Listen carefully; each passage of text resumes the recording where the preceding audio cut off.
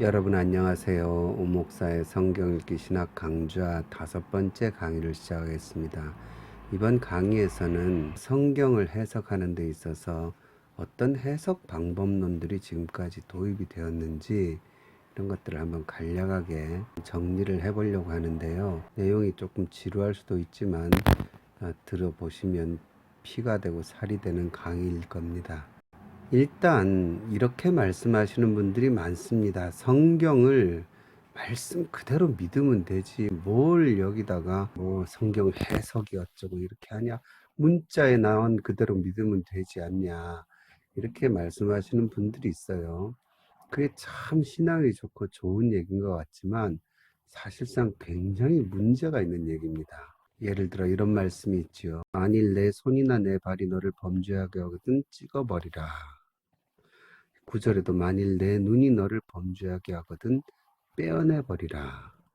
이런 말씀이 있습니다. 자, 이 말씀을 그대로 적용을 하죠, 그냥. 죄를 지으러 가는 발이 있잖아요. 죄를 짓는 손이 있고 또 죄를 짓는 눈이 있지요. 근데 죄를 지으면 예수님께서 이걸 빼버리고 찍어버리라 그러셨어요.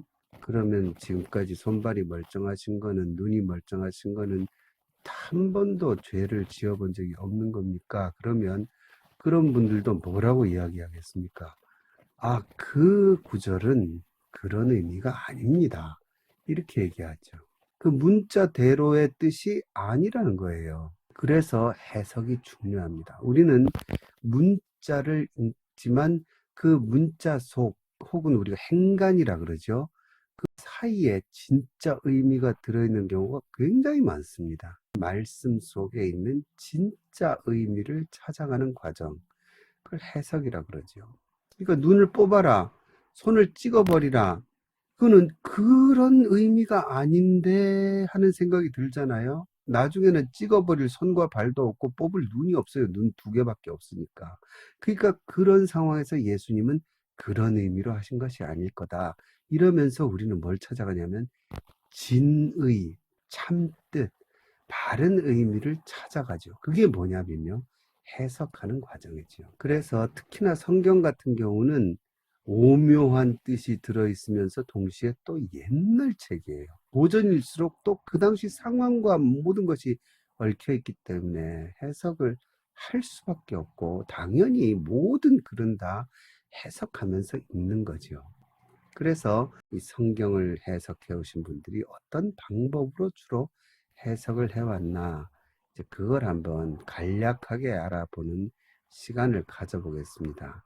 일단 우리는 이 알레고리라는 방법이 사용된 걸 알 수 있습니다. 이 알레고리라는 게 풍류법 혹은 비유법 이렇게도 말할 수 있는데요. 성경에 나타난 구절이 있는데 그 구절에 있는 내용이나 혹은 뭐 어떤 명칭이나 뜻이 사실은 이러이러한 거에 대한 비유다.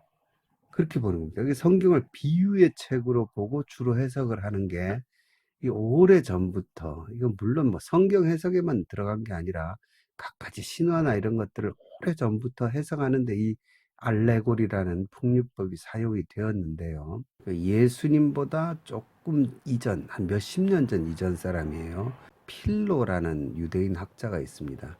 이 사람이 이제 구약을 해석할 때 알레고리를 많이 사용을 했는데 그 내용을 보면 이제 예를 들어서 구약에 보면 아브라함, 이삭, 야곱 굉장히 중요한 사람들이 등장하잖아요. 우리는 당연히 그거를 역사적인 인물로 보면서 이렇게 이야기를 읽어가지만 물론 그걸 역사적이냐 아니냐 그걸 따지는 건 아니에요. 근데 어떻게 해석하냐면 아브라함은 날 때부터 하나님을 믿은 게 아니잖아요. 그러니까 교육을 통해서 하나님을 믿은 자의 전형이고 이삭은 타고나면서 모태신앙이잖아요. 그러니까 타고난 본성으로 하나님을 믿게 된 사람이고 그다음에 야곱 같은 경우는 실제로 고생을 많이 하죠. 그래서 그런 삶의 고생과 실천을 통해서 하나님을 믿은 사람, 이런 사람들을 보여주고 있는 거다. 이제 이런 식의 해석들이 많았어요. 그리고 이런 해석들이요, 이어져 왔습니다.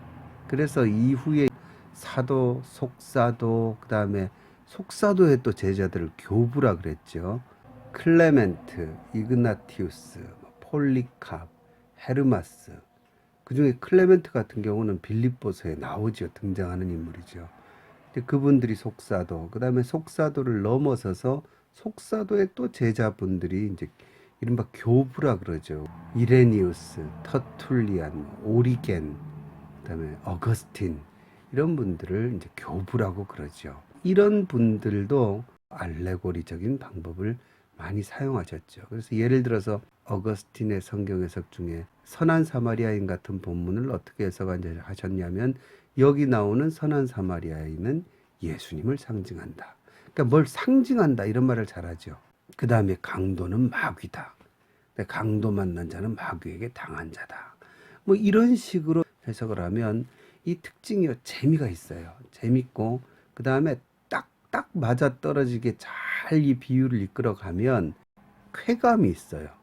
그래서 정말 성경을 잘 쪼갠다, 뭐 이런 표현이 있죠.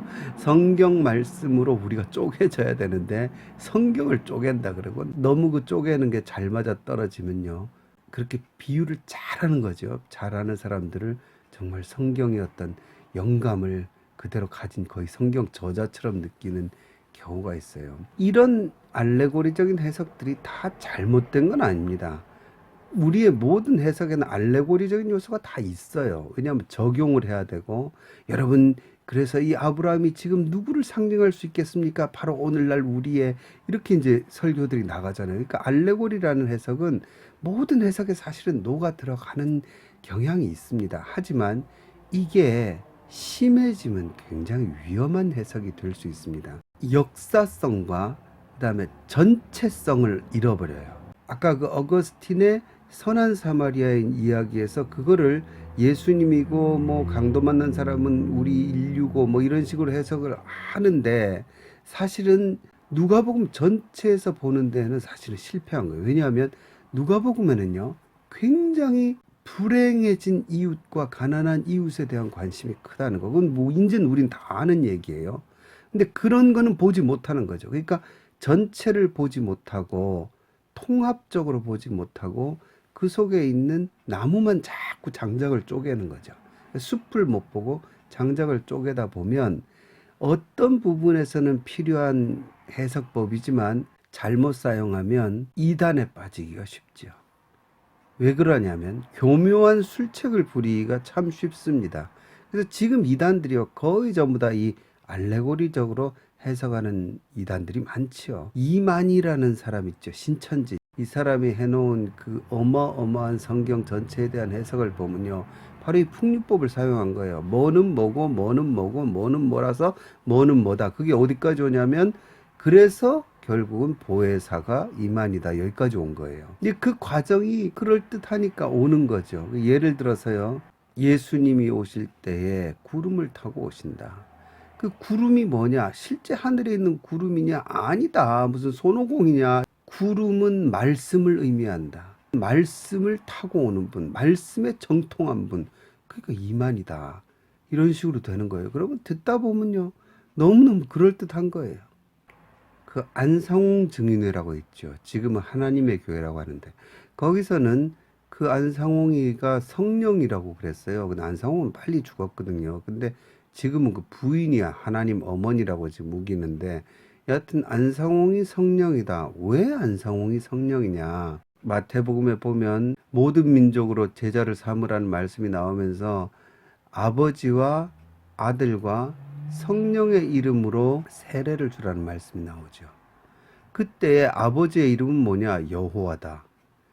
아들의 이름은 뭐냐? 예수다. 성령의 이름은 뭐냐? 성령의 이름은 성경에 안 나오지 않냐? 바로 그 빈 부분이 안상홍이다. 그래서 성령이 안상홍이다. 이런 식으로 끼워 맞추는 거예요. 그러니까 슬쩍슬쩍 자기들한테 필요한 도구들을 이용해서 징검다리를 엉뚱한 곳으로 가게 해서 말 그대로 이단, 끝이 다르다 그러잖아요. 다른 곳에 도착하게 하는데 이 알레고리가 많이 사용됩니다. 그래서 지금도 개신교 목사님들 중에도 이거는 뭐냐? 이거는 뭐다? 이거는 뭐다? 이런 식으로 해서 자꾸 이렇게 징검다리 식으로 해석을 하는 경우인데 위험합니다. 위험하기 때문에 적용할 때, 결론적으로 적용할 때 이런 말씀이 적용이 되고, 그것도 조심해서 해야지. 성경 해석할 때 이런 알레고리를 함부로 사용하면 문제가 생길 확률이 높습니다. 물론 성경에 보면, 천국 비유에 보면 예수님이 비유가 아니면 말씀하지 않으셨더라, 이 말씀을 하는데, 이 이단들이 그 말씀도 잘 가져오죠. 예수님 말씀은 다 비유다, 이렇게 얘기를 하는 거예요. 아니죠. 그 천국 비유에서만 그 말씀이 적용이 되는 거죠. 기왕에 말 나온 김에 좀 더 비슷한 이야기들을 하자면, 막 옛날 부흥 강사님들이 부흥회 때 다윗이 매끄러운 돌 5을 냇가에서 구해왔다. 5개의 돌. 그리고 돌에다 이름을 붙이잖아요. 이건 믿음의 돌이고, 신앙의 돌이고, 11조의 돌이고, 그날 설교의 주제에 맞는 것들을 거기다가 갖다 붙이면서 그걸로 저 악한 골리앗을 때려 부수듯이 삶에서 우리가 승리할 수 있다. 얼마나 은혜스럽습니까? 그러나 그건 바른 성경 해석이라고는 할 수 없죠. 아니면 옛날에 다니엘의 신상에 대한 해석을 하면서 그때는 정말 잘 맞아 떨어지는 것 같이 이제 설교를 하면서 마지막에 열 발가락은 뭐냐?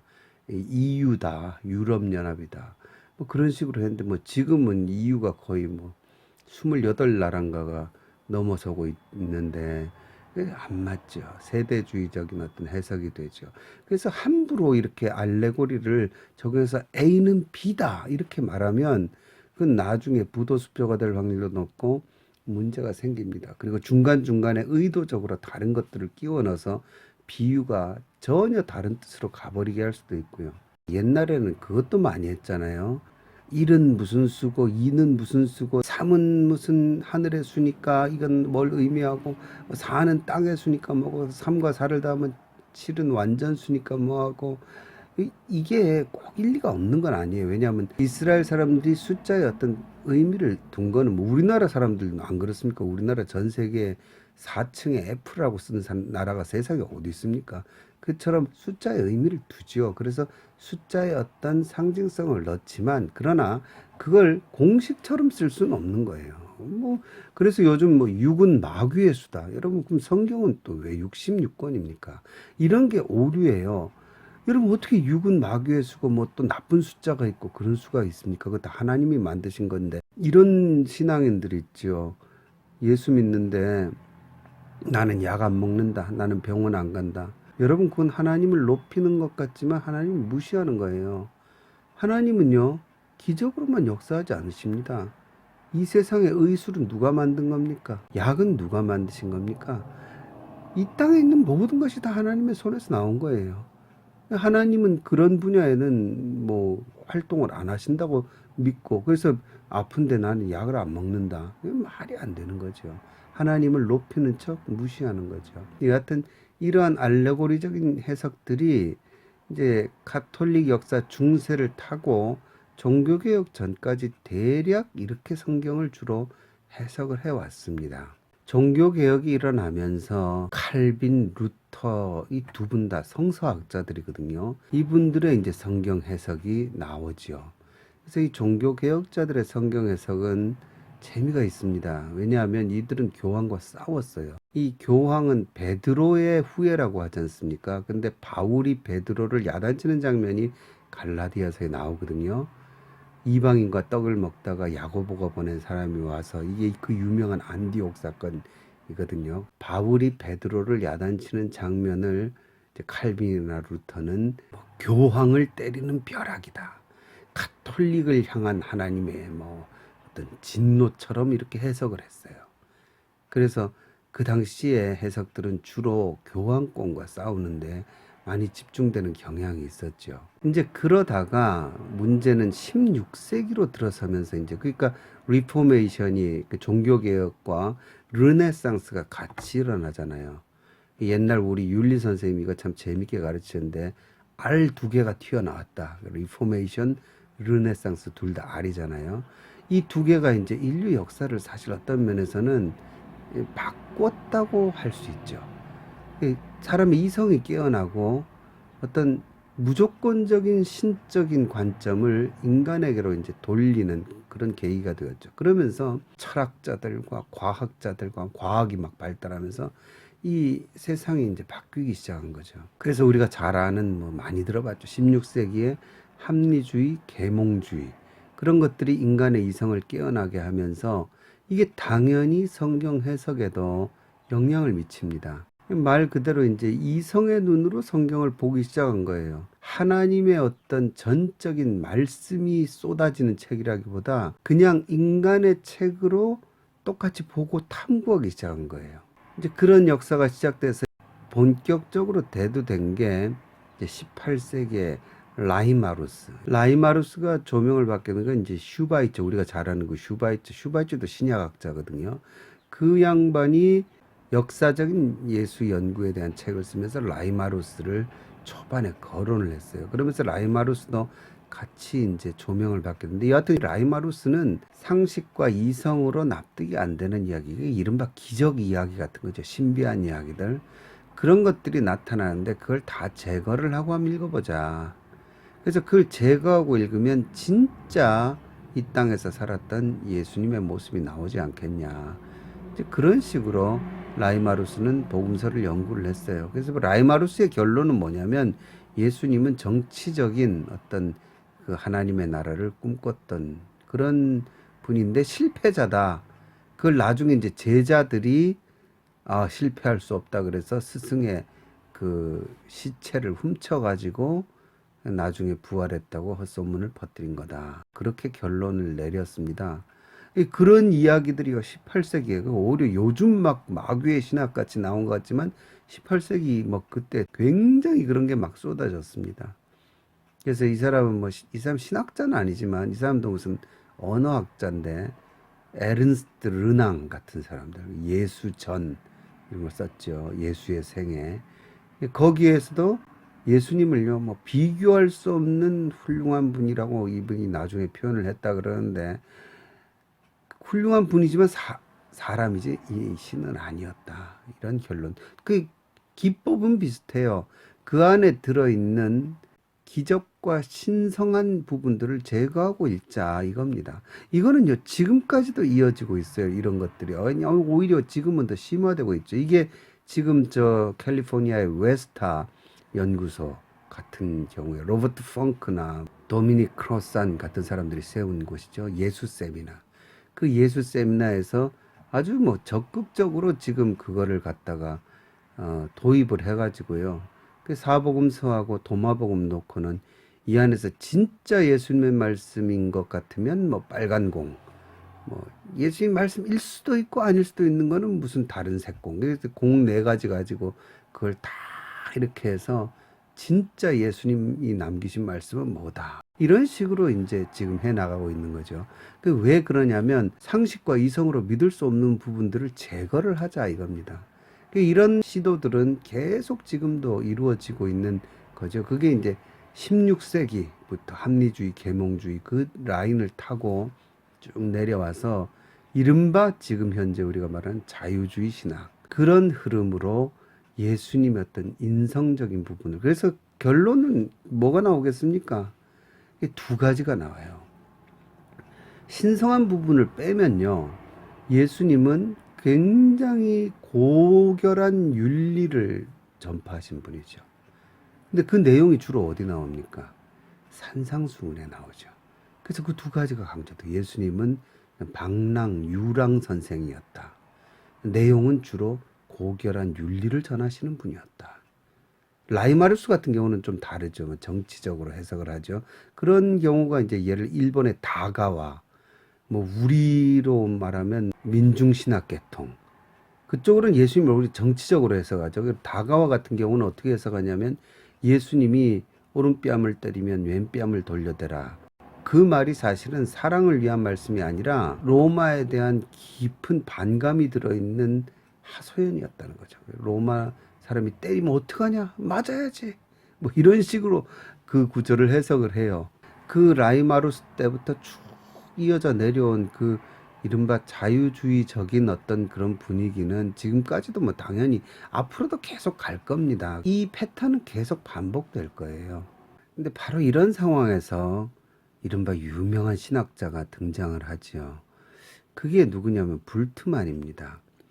이 불트만이라는 사람에 대해서는요, 하는 오해가 있고, 뭐, 이제 그러는데, 왜냐면 좀 복잡한 사람이에요. 나름대로 일관성 있는 사람이지만, 이해하기 힘든 부분도 많고요. 학문이 깊어요. 한 가지 분명한 거는 마귀는 아니었어요. 이분은 나름대로요, 자유주의와 싸운 분이에요. 그래가지고 이 자유주의자들이 걷잡을 수 없이 이 예수님에 대한 어떤 부분을 망가뜨리는 걸 보면서 그거에 대한 어떤 현 시대의 교회가 어떻게 반응을 해야 되느냐, 그걸 고민하신 분이에요. 물론 그러면서 자기가 이른 결론이 조금 애매한 부분이 있어서 그렇지만, 어떻게 이 복음서를 특히 읽기 시작했냐면, 이 복음서 안에 있는 자료들, 그전에도 자료는, 모든 글에는 자료가 필요하잖아요. 그 자료들을 이렇게 많이 이 연구들을 했어요.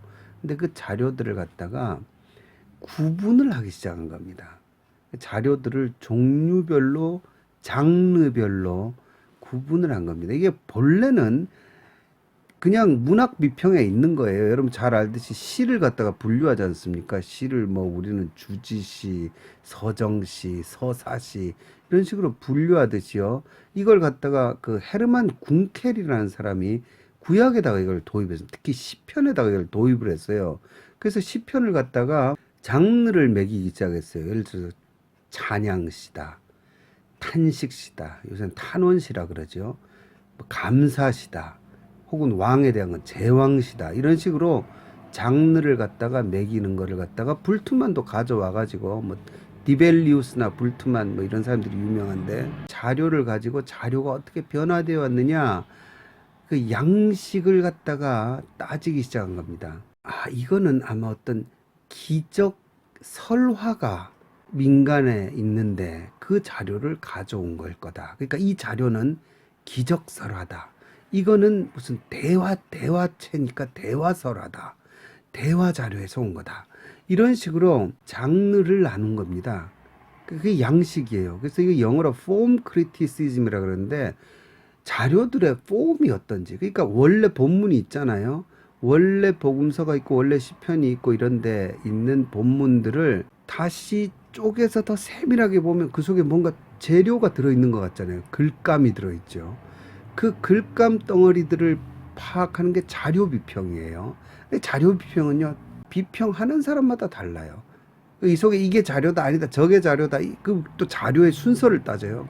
이 자료는 원래 먼저 있었던 건데 나중 본문에 들어왔다. 그래서 여러분 그 어려운 주석들 보면요, 아무 의미도 없는데 그냥 자기 나름대로 자료의 또 우선순위를 따져가지고요, 뭐 에스겔서나 뭐 이런 예레미야서 이런 주석에 보면 장절이 바뀌어 있어요.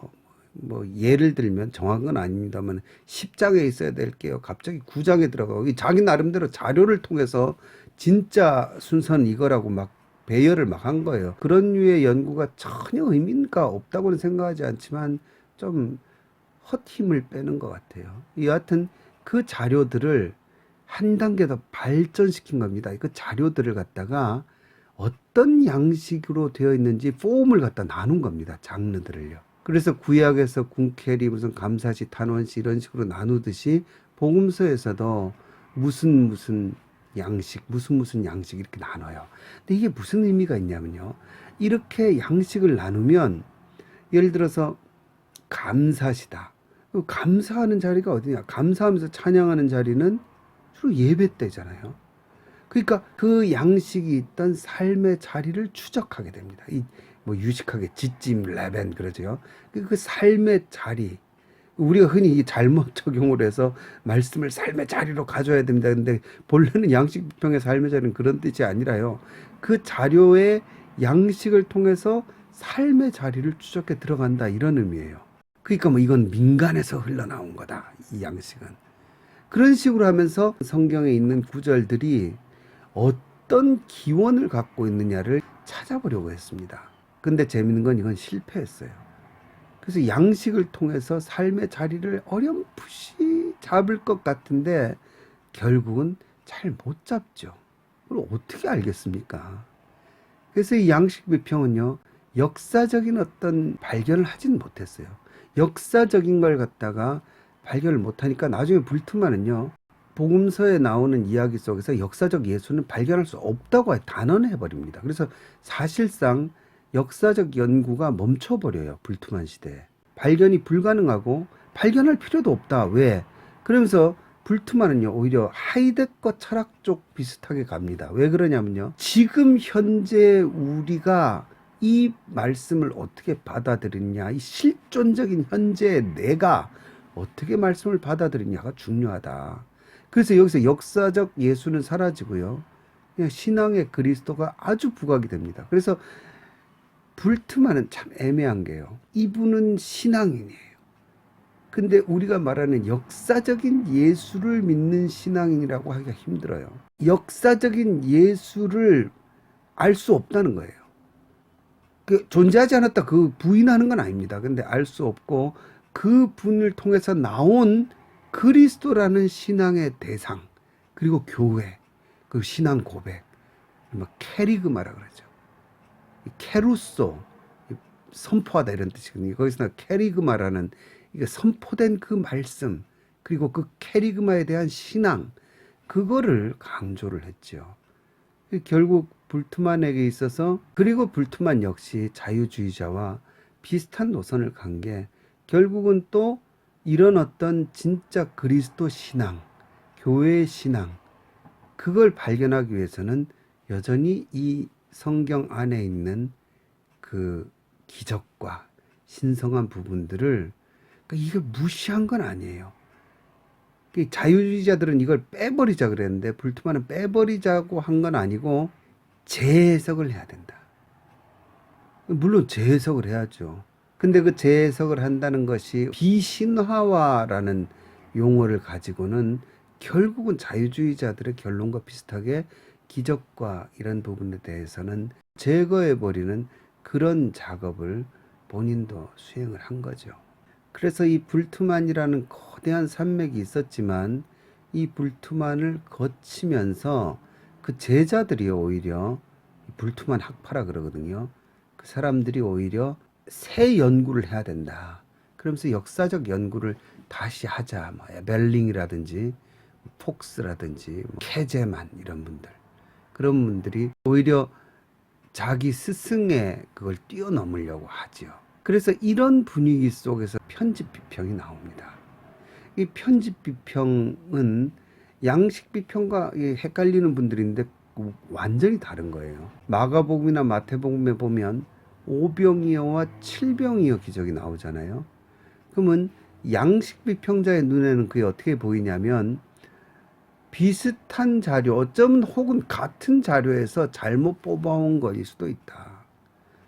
이 두 개는 같은 형태가 되는 거예요. 비슷한 양식이죠. 거의 이야기가 비슷하잖아요. 그러니까 폼이 비슷하고 양식 비평에서는 이거를 같은 자료에 놓고는 성경의 저자가 이걸 실수로 그냥 두 개를 다 넣었다고 하든지, 아니면 어쨌든 비슷한 레벨 안에서 이걸 바라보는데 편집 비평 같은 경우는 이 속에 무슨 차이점이 있나를 발견하죠. 그리고는 왜 이건 이렇게 쓰고 저건 저렇게 썼을까 하면서 전혀 다른 눈으로 봅니다. 양식 비평은 결국 뭐 이것도 저것도 비슷하다 그러면서 아까 말씀드린 대로 어떤 역사적인 정황까지 들어가는 게 힘들고 거의 포기했다 그랬잖아요. 근데 편집 비평은요, 그걸 통해서 상당히 역사적인 어떤 부분을 만질 수 있어요. 근데 그 만지는 게 그 이야기의 원초적인 시작인 예수님 당시까지 훅 가지는 못해요. 하지만 그걸 편집하고 다르게 쓴 그 저자의 손길까지는 도달을 하는 거죠. 그러니까 복음서가 쓰여지던 시대의 역사까지는 거슬러 올라갈 수 있는 겁니다. 굉장히 의미가 크죠. 근데 예수님 시대는 신앙의 영역이죠. 적혀 기록되었다는 게 증거죠. 근데 그 이야기 자체에 어떤 뭐 사진이 있는 것도 아니고 레코딩이 있는 것도 아니잖아요. 하지만 그거를 갖다가 그 어떤 오리지널 사건을 기록한 편집자, 그 기록한 저자의 손에 나타나 있는 그 이야기들을, 그 이야기들이 뭘 보여주냐면 그 저자의 손길이 닿았던 그 시대를 보여준다는 거죠. 그 편집 비평은 역사의 어떤 자취들을 손으로 어느 정도 잡아갈 수 있죠. 그래서 상당히 심도 깊은 성경 읽기를 가능하게 해줍니다. 그래서 편집 비평은 지금도 뭐 많이 도입이 되죠. 근데 사실은요, 편집 비평을 도입한다 이게 아니에요. 하다 보니까 편집 비평인 거지. 예, 앞으로도 제가 말씀드리겠지만 이 성경 해석이라는 게요, 그 방법을 배워서 써먹는다는 것보다는 한 다음에 나중에 그 보니까 그런 방법이다 이렇게 이제 구분을 하는 거죠. 근데 여하튼 이런 어떤 저자가 쓴 숨결, 저자의 의도, 그 저자에게 영감을 주셨으니 거기에 하나님의 의도도 있다 그랬죠. 그 제 강의의 어떤 주된 어떤 테마입니다. 근데 여하튼 그 저자의 의도들을 바라보면서 뭘 보냐면 저자와 저자의 독자들, 그 형태들을 볼 수 있죠. 예를 들면 마태복음에는 심령이 가난한 자라고 나오는데 누가복음에는 그냥 가난한 자라고 나오죠. 말 그대로 푸토코스는 진짜 가난한 자를 얘기하는 거예요. 그러고 누가복음을 보면 누가복음에 가난한 자에 대한 관심이 굉장히 많죠. 반대로 마태복음을 보면 마태복음은 좀 잘 사는 사람들이 있던 교회 같죠. 제 강의 앞에 강의들을 보시면 나올 겁니다. 여하튼 그러면서 그 전체적인 윤곽들이 잡히고, 그러면 누가복음 공동체는 가난한 자들에게 굉장히 관심이 있지 않았을까 하고 보니까 누가복음 사도행전 모두에 이 구제와 가난한 자를 돕는 일에 굉장히 관심이 많죠. 이런 식으로 이 편집 비평은 뭔가를 잡아 나갈 수 있습니다. 동시에요, 사복음서는 바리새인들에 대해서 다 굉장히 부정적입니다. 바리새인들을 굉장히 싫어하죠. 그리고 그건 뭐 누가복음도 마찬가지인데요. 그럼에도 불구하고 누가복음에 보면 조금 다른 모습이 있어요. 바리새인은 기본적으로 나쁩니다. 그 역사적으로 나쁘기 때문에 그래요. 그러나 뭔가 누가복음에는요, 그럼에도 불구하고 이 바리새인 부류들과 완전히 단절하지는 않겠다는 흔적들이 보여요. 그래서 예를 들면 예수님이 바리새인의 두령의 집에서 식사를 하시는 장면이 나와요. 물론 그 뒤로는 이야기가 좀 안 좋게 나오지만 다른 복음서와 다르게 바리새인들과 조금씩 접촉을 하고 바리새인들도 예수님 편을 약간 드는 모습들이 누가복음에 나와요. 이건 뭐냐면 누가 공동체가, 누가복음을 읽던 사람들은 누구에게도 편협하게 완전히 문을 닫지 않는 성향이 있는 공동체였다는 걸 느끼게 해줍니다. 이런 식으로 편집 비평은 서로 비교하면서 읽을 때 그 공동체의 어떤 성향을 보여주죠. 그래서 이러한 성향들 속에서 보면 제가 요 앞에 4강에서 보듯이 마가복음 같은 경우에서는요, 12제자들과 12제자들이 굉장히 부정적으로 그려졌다고 그랬죠. 근데 거기에 비해서 거지 바디메오라든지 뭐 수로보니게 여인이라든지 이런 어떤 소외된 사람들에 대해서는 마가복음은 굉장히 이 칭찬하는 경향이 있어요. 그런데 12제자는 굉장히 무지한 사람으로 그리는 경향이 있죠. 이럴 경우에 이런 걸 가지고 어떤 이제 상상을 펴는 겁니다. 마간의 공동체 교회 사람들이 읽을 것인데 그때의 그 교회 안에 12사도의 어떤 권위를 더 옹호하는, 그래서 이 마가 특유의 그 밑바닥 인생들에 대한 어떤 것들을 이게 뭔가 싫어하는 부류들이 교회 안에 여러 종류의 사람들 있지 않습니까? 그런 사람들이 있었을 거다 상상을 하는 거예요. 그래서 그 사람들에게 마가복음 뭐라고 있냐면 우리 교회에 나가는 방향은 그게 아니다. 마가복음에서 너희가 보듯이 이 제자들은 굉장히 무지하고 멍청한 모습들이었다. 사도들이라고 그렇게 대단한 존재들이 아니라는 거다. 오히려 반대로 이렇게 밑바닥에 있는 우리들끼리 끈끈하게 이렇게 힘을 합치고 사는 것, 이게 진짜로 예수님이 기뻐하시는 거다. 이런 식으로 마가복음의 그 저변의 흐름이 가잖아요. 그럴 때는 공동체 안에 두 개의 그룹을 이제 상정을 하는 겁니다. 그래서 사도계 그룹이 있고, 그 다음에 소외된 자 그룹이 있다. 그 마가복음은 사도계 그룹은 누르고 소외된 그룹은 올리려고 한다. 이 둘의 갈등에서 이걸 조절하려고 한다. 이제 그렇게 성경을 보는 한 부류가 있습니다. 이것도 굉장히 지금 많이 보는데 이걸 이제 사회학적인 성경 읽기라고 합니다. 그러니까 사회학적인 눈으로, 사회학이라는 게 이걸 세계적인 대가가 지금 게르트 타이센, 그 독일 신약학자인데요. 그 사람 같은 경우 이걸 더 직접적으로 표현을 해요. 사회학적 해석에서 한 걸음 더 나가서 정치적이라고 합니다. 근데 맞는 얘기죠. 지금 정치가 뭐냐면요. 말 그대로 너 정치하냐 그러면 뭐냐면 이쪽은 다독거리고 이쪽은 누르고 이쪽은 올리고 막 서로의 갈등이 시작되는 곳에 뭔가 정치가 일어나잖아요. 그러니까 이러이러한 그룹들, 교회 안에 이런 그룹들을 뭔가 정치적으로 이렇게 저렇게 조절해 나가는 역할이 이 복음서나 성경 안에 있다고 보는 거죠.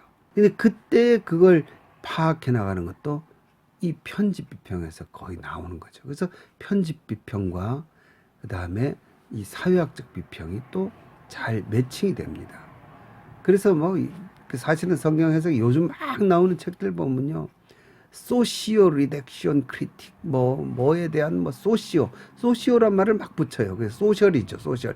사회학적 뭐 소시오 레토리컬 뭐 사회 문학 비평, 사회 편집 비평 이런 식으로 막 말 뭐 이래저래 붙이는데 그게 결국은 이제 뭐 전문가들이 막 얘기하면 멋있어 보이지만 제가 말씀드린 대로입니다. 그런 식으로 성경을 보는 겁니다. 사실 이렇게 성경을 보는 거에 대해서 이렇게 볼 수 있어요. 성경은 그 예를 들어 복음서라면 사진을 딱 찍은 게 아니에요. 예수님의 어떤 사건에 대한 사진을 딱 찍어서 신문 기사처럼 딱 알려준 게 아니에요. 오히려 아주 위대한 화가의 그림이라고 할 수 있죠. 예를 들어서 뭐 마네, 모네 뭐 이런 사람들 있죠. 인상파. 빛을 이용해서 그 빛과 어두움의 조화 속에서 실제 그림 속에 있는 특색을 더 도드라지게 하는 거. 복음서는 그런 거라는 거죠. 그러니까 역사서라고 안 하고 신학서라고 요즘 이제 많이 얘기를 하거든요. 복음서나 성경은 역사서가 아니라 신학서다 이렇게 얘기하는데 저는 그것도 틀린 말이라고 봅니다. 왜냐하면 역사서라는 게 존재하지 않아요. 물론 옛날 뭐 랑케 사관 뭐 이런 거 있죠. 랑케 같은 경우는 역사에 대해서 정말 담백하게 사실만 기록해야 된다 그랬는데 그게 대응하는 게 뭐냐면 E.H. 카 같은 경우 역사란 무엇이냐 굉장히 유명한 책이죠. 그럼 그 내용이 뭐냐면요. 이 읽다 보면 재밌는 게 사회학적인 해석과 굉장히 비슷해요. 그게 뭐냐면요. 모든 역사는 현재의 역사고 저자의 역사다 이런 말이 있거든요. 그게 뭐냐면요. 역사를 과거의 걸 쓰잖아요. 근데 지금 내 입장에서 쓴다는 거죠. 이 카의 그 주장이 바로 그겁니다. 그 모든 역사는요. 지은이의 역사예요. 내 관점에서 나온 역사죠. 그 레코딩을 해서 틀어준 게 아니니까요. 그 역사에 대해서 내가 연구를 하고 쓰지만 담백하게 그 사실만 쓸 수가 없다는 거예요. 그러니까 제가 방금 말씀드린 대로 화가가 그림을 그리는 거죠. 그럼 화가는 그 어떤 자기만의 독특한 화풍을 그 그림에다가 담아서 실제 사진 찍으면 딱 나오잖아요. 근데 그 사진과 전혀 다른 거. 그래서 어떤 면에서는요, 사진보다요, 그 그림, 독특성을 가진 그림이 훨씬 가치가 있죠. 마찬가지로 각 복음서와 각 성경의 책들이요, 사건을 기록한 저자의 독특한 관점을 함께 넣고 E.H. 카식으로 말하면 그게 역사예요. 실제적으로 복음서는 그래서 역사서인 거예요. 그 역사서인가 신학서인가 그거 가지고 막 얘기를 하는데 그리고 제가 이제 다음번에 쓰는 그 신약 정독의 사도행전 편에서도 제가 이걸 좀 강조할 건데 역사서가 아니다 이 얘기를 자꾸 하고 싶어요 신학자들이. 근데 그게 역사예요. 그게 역사. 그 사람의 신학이 들어가고 관점이 들어가고 강조점이 들어간 그게 말 그대로 이 땅에 존재하는 역사죠. 이런 식으로 들어가 있는 그의 강조점들을 통해서 오히려 다시 또 더 진짜 역사로 갈 수 있기 때문에 어떤 면에서 하나님의 축복이죠. 지금까지 뭐 알레고리, 뭐 역사적 예수, 양식 비평, 편집 비평, 뭐 사회학적 비평, 뭐 정치학적 뭐 이런 얘기 쭉 드렸는데, 근데 사실 지금 대세는요 조금 달라요. 지금은 문학 비평의 시대입니다. 문학 비평. 실제 문학 비평에 사용되는 비평들을 가지고 이제 또 성경을 보는 겁니다. 근데 이 문학 비평이라는 표현 자체가 저는 솔직히 마음에 안 들어요. 이 세상에 글을 가지고 글을 읽고 해석을 하는 데 있어서 문학 비평이 아닌 게 어디 있습니까? 근데 이제 지금 말씀드리는 문학 비평은 뭐냐면 괴테, 파우스트에 대한 문학 비평 이런 것들이 이제 사회에 있는 걸 갖다가 성경에 가져온 건데요. 성경을 문학적으로 바라보면서 그 속에서 문학적인 특성들을 찾아낸다. 이제 그런 의미거든요. 예를 들어서 구조를 찾는다. 성경 안에 어떤 구조가 있는지 이제 바라보는 거죠. 그러면서 예를 들면 키아즘 구조, 교차 대조, 키아스틱 그런 거 좋아하시는 분 또 있어요. 그게 뭐냐면요. 예를 들어서 물결 파동 구조 같은 거를 갖다가 이 안에서 찾는 겁니다. 누가복음에 보면 나사렛 회당에서 설교하신 장면 있죠. 근데 거기 보면요. 예수께서 그 자라나신 곳 나사롯에 이르사 안식일에 하시던 대로 회당에 들어가서 성경을 읽으려고 서심해. 그때 선지자 이사야의 글을 들이거늘 그다음에 책을 펴서 이렇게 기록된 데를 찾으시니 곧 하고는 18절에 이사야의 글이 나옵니다. 19절까지요. 그리고는 20절에 책을 덮어 그 맡은 자에게 주시고 앉으시니 이렇게 나오죠. 아까 어디서 시작했습니까? 서심해. 그 다음에 누가 책을 드렸죠. 그다음에 책을 폈죠. 그 다음에는 20절에 책을 덮었고 그 다음에 받은 책을 도로 주시고 처음엔 서셨는데 지금은 앉으셨죠. 어떻게 되어 있습니까? 대조가 되어 있죠. 대조가 되어 있죠. 그러니까 서로 대조되는 구조가 이렇게 발견이 되죠. 그리고 그 가운데에 뭐가 있냐? 이사야서의 말씀이 있다. 그러니까 이게 뭐냐? 이사야서 말씀에 대한 더 강한 강조다. 이렇게 보는 거죠. 이 재미는 있는데요. 이것도 귀에 걸면 귀걸이고 코에 걸면 코걸이고 이게 하다 보면 so what? 그래서 뭐 어쩌라고. 그래서 어쩌라고. 그렇게 안 읽어도 그러니까 한 기둥을 더 세우는 데는 일리가 있습니다. 그러니까 이게 중요한 말씀이다. 그건 맞는 얘기죠. 하지만 그러니까 그렇지 않아도 중요한 말씀인 건 알죠. 문학 비평 중에도 한 분야죠. 이제 구조를 파악한다. 이 중요한 것도 있습니다. 예를 들어서 아포토테 from at that time이라는 뜻이죠. 그 시간 이후로부터 이런 뜻인데요. 이 마태복음에 딱 3번이 나오거든요. 신약 전체에 4번밖에 안 나옵니다. 그런데 그 표현이 마태복음에 3번이 나오는데 그 3번이 마태복음의 중요한 어떤 전환점들을 이루고 있죠. 그걸 이제 저도 신약 정독에서 마태복음을 구분할 때 그걸 사용했는데 아주 적합합니다. 이런 것들은 다 어떤 문학적인 어떤 탐구들이죠. 문학적인 비평. 어떤 단어들, 어떤 구조가 사용되었나. 이게 좀 더 이제 가면 뭐가 나오냐면 지금 복음서에 나온 이 구절 혹은 지금 구약에 나온 이 구절, 이 성경에 나온 이 구절이 그 당시에 비슷한 그 동시대 책들, 옛날 고전들 있죠. 성경이 아닌 다른 책들에도 어떻게 쓰였느냐 서로 비교합니다. 그래서 그 책이 어떤 용도가 있다면 성경 해석에도 그걸 도입을 하는 거죠. 그래서 제가 지금 여기 책을 한 권 가져왔는데요. 이게 이제 헤르메니아라는 현대 어떤 최첨단 주석서 중에 하나인데 여기 마가복음서예요. 마가복음서인데 아델라 야브로 콜린스라는 사람이 이 책을 썼는데요. 예일대학교의 교수입니다. 예일대학교 신약학 교수인데 제가 전에 마가복음 강해를 한 적이 있는데 덕분에 이걸 다 읽었어요. 이건 뭐 주석서는 한 번에 다 읽는 게 아닌데 꽤 두꺼운 복잡한 책인데 이 머리 아픈 책인데 이걸 어쨌든 다 읽었어요. 거의. 근데 주로 이제 이 양반들이 하는 작업이 워낙 뭐 지원도 많고 또 여유도 있고 공부하는 게 일이니까요. 참 부럽죠. 근데 그 주변에 동시대의 다른 책들을 많이 읽어서 비교를 하는 거죠. 그래서 이 글은 저기 있는 뭐식이 누구의 글과 비슷하다. 그래서 이렇게 해석할 수 있다. 일종의 문학 비평이죠. 그것도. 워낙 여유가 있고 공부를 많이 해야 되고 하는 분들이니까 또 공부하는 거 좋아하는 사람들이니까 이제 박사가 되고 또 예일대 교수까지 되고 하니까 그런 게 본인들한테 즐거움이겠지만 제가 보기에 필요 없는 연구는 아닌데 이게 성경 연구하는데 아주 근본적으로 중요한 연구다 이렇게는 생각하지 않습니다. 이런 형태의 문학 비평들이 지금은 이제 대세를 이루고 있어요. 근데 그 중에 일종의 이제 꽃이라고 할 수 있는 게 뭐냐면 이 독자 반응 비평이라는 게 있습니다. 이게 뭐냐면 청중 반응 비평이라고 하는데요. 성경을 읽든지 아니면 누가 낭독을 하면 듣잖아요. 그때 이걸 들으면서 독자들이 어떻게 반응을 했겠느냐, 그걸 이제 추정을 하는 겁니다. 그러면서 그 독자들의 반응을 해석에 도움을 주는 어떤 요소로 사용을 하는 거죠. 이것도 굉장히 중요한 어떤 해석 방법이 될 수 있습니다.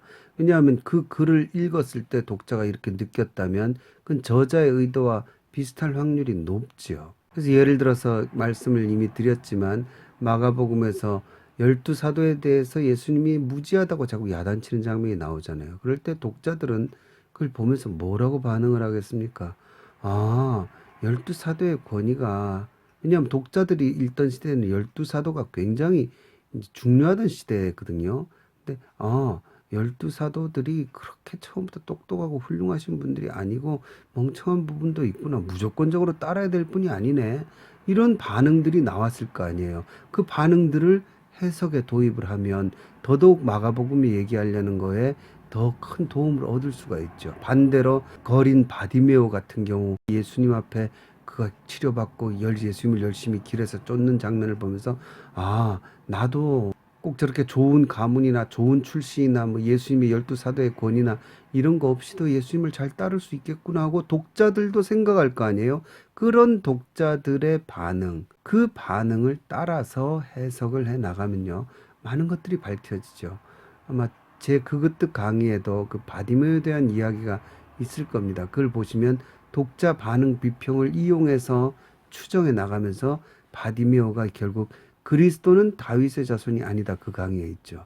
거기에서 어떻게 독자들이 바디메오의 눈을 따라서 쫓아가는지 그걸 해석법에 도입을 한 거죠. 아니, 해석법에 도입을 한 게 아니라요. 참 제가 지금 말씀 이제 결론인데 그냥 해석을 하다 보니까 이제 나중에 구분을 하면 그게 독자 반응 비평이고 이제 이런 식으로 되는 거지만, 해석은 그냥 온 힘을 다해서 하는 거죠. 좀 이따 말씀을 드리겠습니다. 여하튼 이런 독자 반응 비평이요, 나중에는 좀 너무 강화되면요, 독자의 반응이 저자의 의도를 능가하거나 넘어서거나 달라지는 경우도 있어요.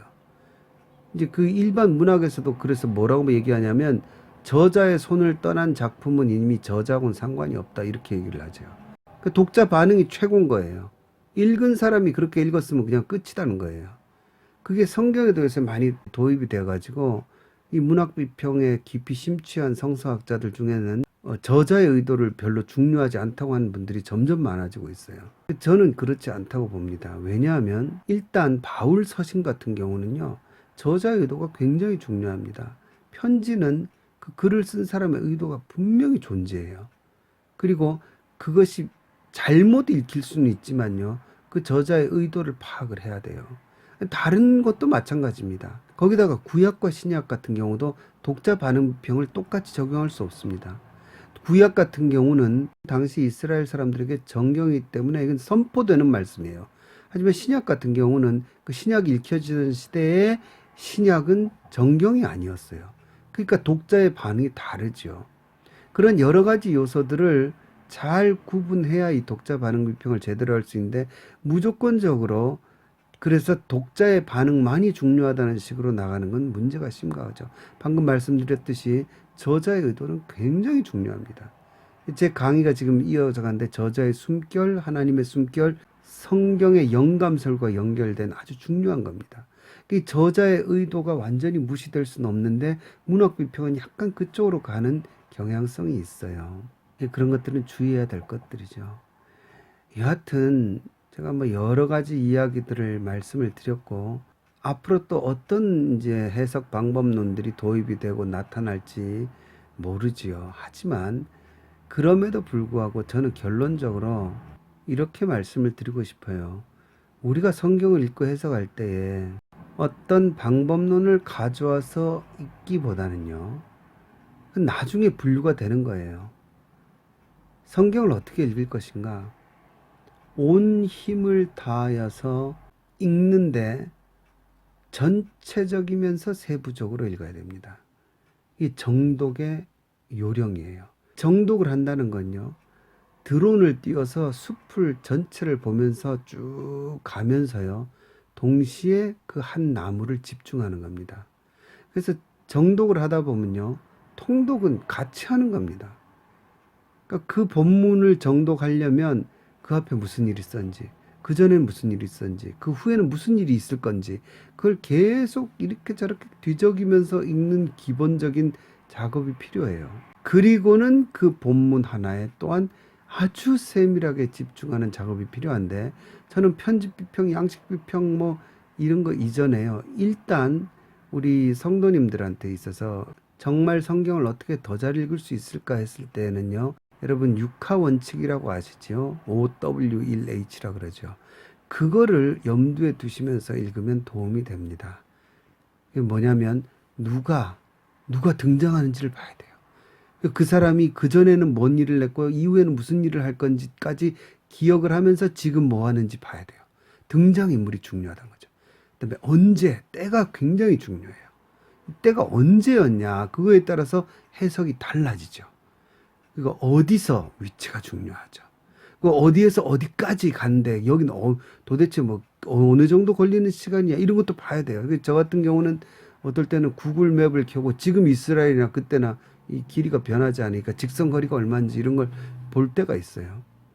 이게 누가 언제 어디서 무엇을 왜 그리고 how 어떻게 이 OW1H 육하 원칙을 적용하면서 보고 거기서 이제 더 나가서 그 본문과 비슷한 대응하는 본문이 다른 복음서에 있다든지 혹은 다른데 뭐 바울이 그 사건 비슷한 얘기를 했다든지 하는 것과 연결해서 관련 구절들을 보고 그런 식으로 가면서 최대한 눈을 넓혀서 읽어 나갈 때에 우리는 하나님께서 담아주신 성경의 그 깊고 깊은 뜻을 조금씩 더 찾아갈 수 있는 거죠.